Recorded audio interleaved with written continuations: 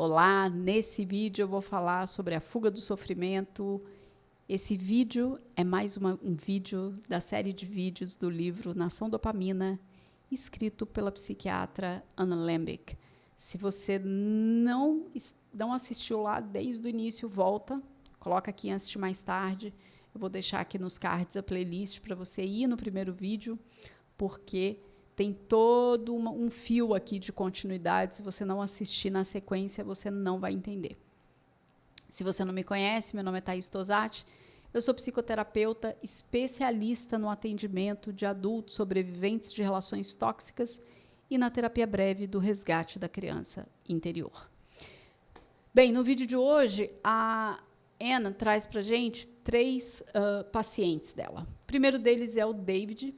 Ele começou a fazer faculdade em Nova York aos 20 anos e ele procurou o serviço de saúde mental da universidade porque ele estava tendo problemas com interação. Toda vez que ele estava perto de alguém estranho, seja em sala de aula, seja ali andando pelo campus, ele tinha sudorese no peito, no corpo, ele ficava com o rosto vermelho e ele também não fugia das aulas onde ele tinha que se expor para os outros alunos. Inclusive, ele desistiu do seminário, da disciplina obrigatória de oratória, por causa desse pavor que ele tinha de se expor. E a Ana pergunta para ele, mas e aí, do que você tinha medo? A Ana não foi a psiquiatra que atendeu ele lá no serviço de saúde social com 20 anos. Tá? Isso aqui ela já está contando um resumo da história dele, e ele já é adulto, enfim, já se tornou pai. Eu vou contar toda a história. E aí ele dizia que o grande medo dele era se expor, era que ele seria uma farsa, e ele tinha medo de pedir ajuda, enfim. E aí ele contou que ali no atendimento de serviço de saúde mental da faculdade, o psicólogo que atendeu, com 5 minutos ali, papel e caneta, chegou no diagnóstico de você tem transtorno de déficit de atenção e transtorno de ansiedade generalizado, e 45 minutos de consulta ele falou, você precisa procurar um psiquiatra para receitar um ansiolítico para você. Bem, e aí o que a Ana vai trazer é que em nenhum momento da fala dele, ele conta que esse serviço de saúde mental da faculdade que ele buscou disse, olha, você precisa fazer psicoterapia, olha, você precisa mudar o seu comportamento. E aí eu vou deixar aqui no comentário fixado o vídeo que eu fiz sobre o que não te contaram sobre psiquiatras. Sim, ele foi atendido por um psicólogo nesse primeiro momento, mas o que eu digo nesse vídeo dá para você entender que não é possível fazer um diagnóstico, ainda que seja uma leitura diagnóstica, em 5 minutos, tá? Bem, aí o David procurou um psiquiatra que prescreveu paroxetina para o tratamento de depressão e ansiedade, um medicamento à base de anfetamina, um estimulante para o tratamento do transtorno de déficit de atenção. E aí a Ana começa a perguntar, e aí, como é que foi para você o uso do medicamento? Ele falou, eu senti alguma diferença, eu senti que eu estava com um pouco mais de concentração, eu estava ficando com menos sintomas quando eu interagia com pessoas que eu não conhecia, mas ele também fez uma mudança. Ele mudou de curso, ele resolveu ir para ciência da computação, porque assim ele ia ter menos interação com as pessoas e isso ia ajudá-lo, segundo ele. Mas, com essa mudança, quando ele tinha alguma dúvida, ele não conseguia perguntar. Não entendi, ele não conseguia perguntar. E aí, ele foi mal no primeiro exame, foi mal no segundo, ele falou, mano, vou sair daqui porque vou ficar com uma nota baixa na média. Trancou o curso, ficou super triste, porque é o que ele queria fazer, e foi para o curso de historiador. Isso mesmo. Ele saiu da engenharia da computação, foi para a ciência da computação, não rolou, trancou, historiador. E aí turma com no máximo 20 pessoas, podia fazer o teste, o trabalho em casa, sozinho. E aí a Ana perguntou, e aí, como é que foi com a anfetamina? Ele falou que tomava todo dia de manhã, começou a perceber que melhorou a concentração dele, mas por causa dessa melhora da concentração, adivinha o que ele fez? Ele começou a deixar para estudar na última hora para o exame, e aí ele arranjou uma solução. Bem, não vou tomar só um comprimido por dia de manhã, eu vou tomar enquanto estiver estudando.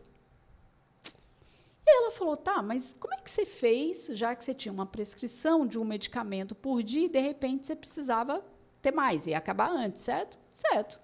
Ele falou, bem, eu desenvolvi uma estratégia, 2 dias antes de vencer a minha receita, eu entrava em contato com o psiquiatra, falava preferencialmente com os assistentes dele e conseguia. Às vezes tinha que dar uma desculpa, mas muitas vezes nem precisava, e assim eu fui tomando remédio igual água, né? Ele não fala isso no livro, mas foi isso que aconteceu.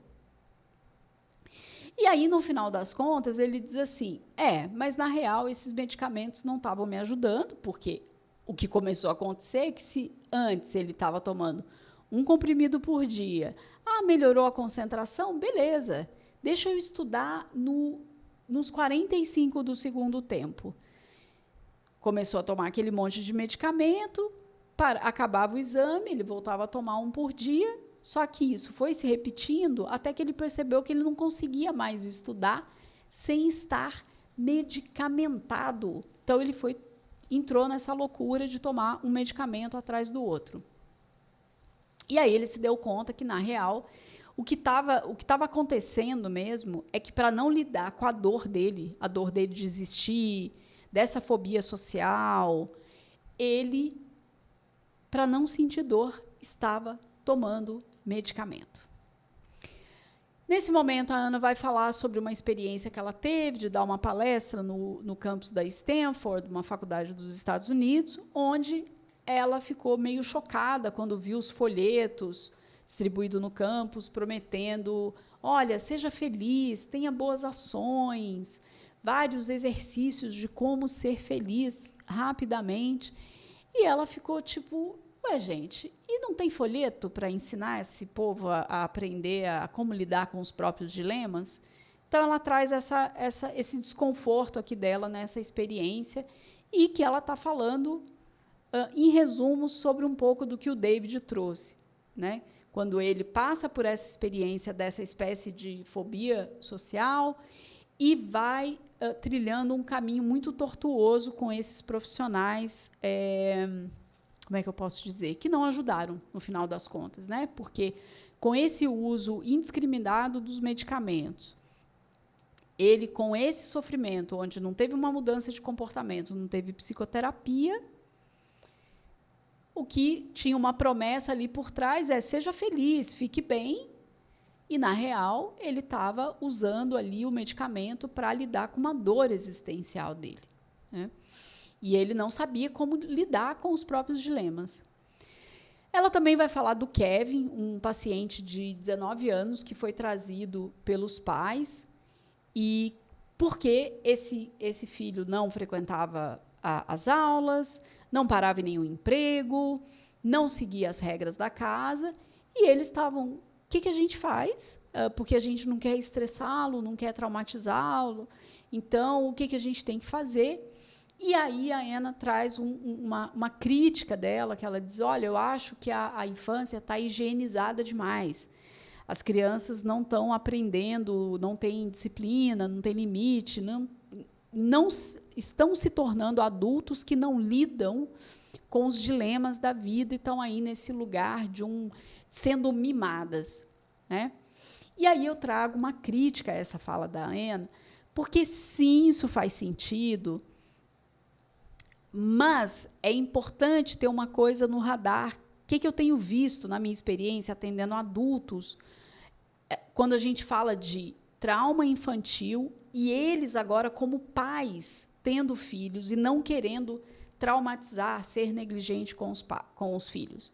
É maravilhoso estudar, ter informação, para saber como lidar e ter uma parentalidade positiva, que é um dos termos usados. Mas o que eu tenho visto em consultório é que isso não resolve, pelo contrário, pode ter pais como esse que ela está descrevendo, de uma galera que não põe limite nesse filho, não ensina sobre limite, e aí mima uma criança que vira um adulto sem limites, certo? O que eu tenho visto? Pessoas só com informação não fazem mudanças nelas mesmas e nos filhos. Porque, em geral, o que elas vão fazer só com a informação, sem um trabalho interno, com os próprios traumas, a própria história, é fazer exatamente o oposto. Mas a moeda é a mesma. Não dar tudo para o meu filho que eu não recebi não significa educar um filho, ajudar no desenvolvimento de um ser humano que vai ter relações saudáveis, que vai ter autonomia, autorresponsabilidade, vai saber lidar com os próprios limites, com os limites das outras pessoas. E aí, para isso, eu trago um vídeo do Pianjas, que ele tem um episódio que ele foi convidado pelo Vênus, e eu acho que ele fala brilhantemente exatamente sobre esse conflito. Tá, não pode bater em criança, não pode falar não, como é que é isso? E o mundo lá fora, tão difícil, vai ter essas crianças, adultos que não sabem lidar com o mundo difícil. E aí ele vai trazer um ponto de vista que eu estou bastante alinhada e acho que pode te ajudar, caso você queira saber um pouco mais sobre isso. Bem, a Ana também vai trazer que, por outro lado, existe todo uma galera aí da medicina nesse lugar dos curadores compassivos, que as pessoas não podem sentir dor.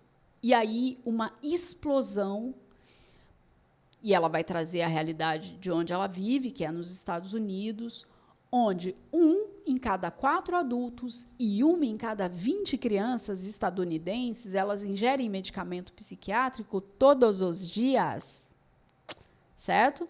Com essa dinâmica de que não se pode sentir dor, seja ela qual for, física, existencial, e aí essa loucura sobre o uso indiscriminado e a prescrição também por esses profissionais, que também parece que estão aí com questões de limite, de conhecimento sobre sustentar esse lugar de que eu não sou um curador compassivo, certo? Ela também vai trazer a história da Sophie, uma paciente dela, uma estudante de Stanford, vinda da Coreia do Sul, e que procurou ajuda porque estava sofrendo de depressão e ansiedade. E aí, na consulta, a Ana sugeriu para ela, já que a Sophie contou que o tempo todo ela está plugada em redes sociais e ouvindo músicas e podcasts e tal, ela falou, que tal você experimentar, assim, ir para a escola, porque ela ia caminhando, e voltar sem estar plugada? E a Sophie ficou tipo, oi? Para que eu ia fazer um negócio desse, gente? Ela falou, porque eu acredito que você precisa, seria muito bom que você estivesse conectada com você mesma, com os seus pensamentos, com as sensações no seu corpo.